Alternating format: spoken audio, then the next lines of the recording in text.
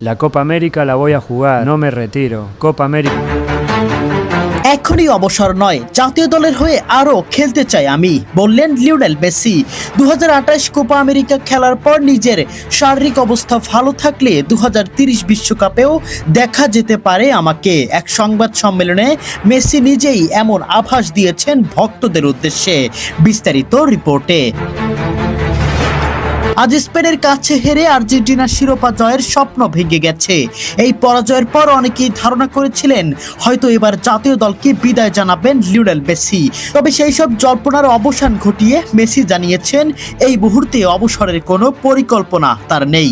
সংবাদ সম্মেলনে মেসি বলেন, যতদিন তিনি শারীরিকভাবে নিজেকে ফিট ও প্রতিযোগিতামূলক অবস্থায় অনুভব করবেন ততদিন আর্জেন্টিনার জার্সিতে খেলতে চান।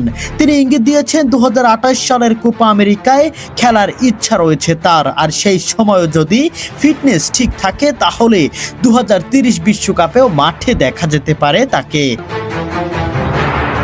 এদিকে বিশ্বকাপ ফাইনালে হার আর্জেন্টিনা ও তাদের সমর্থকদের জন্য অবশ্যই হতাশার। তবে এই কঠিন মুহূর্তেও মেসির এমন বার্তা ভক্তদের নতুন করে আশাবাদী করেছে।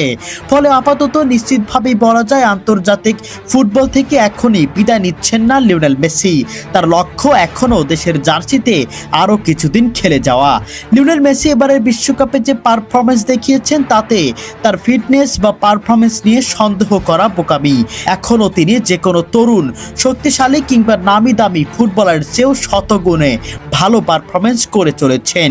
সেক্ষেত্রে মেসিকে নিয়ে 2030 বিশ্বকাপের স্বপ্ন দেখতেই পারেন আর্জেন্টিনা ও মেসি ভক্তরা। সেই সঙ্গে 2028 সালের কোপা আমেরিকাতেও দেখার অপেক্ষায় থাকবেন সমর্থকরা। প্রিয় দর্শক, আপনাদের কাছে কি মনে হয় মেসির এই সিদ্ধান্ত কতটুকু যুক্তিসম্পন্ন?